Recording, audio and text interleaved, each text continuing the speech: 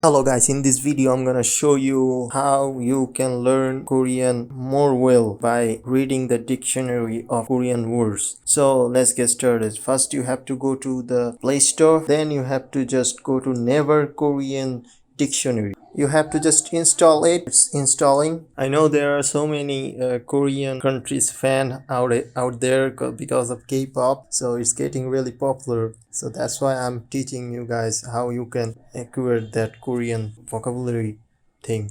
So here you can type the word, or here you can write as well, and here you can talk as well, and you can click picture as well, whichever Korean word you wanna select. Here you can write as well. It's a pure Korean keyboard, so that's how you can learn. There are so many things here. So that's it guys, that's it for today. Thanks for watching this video, and do like, share and subscribe to this channel. Thank you guys.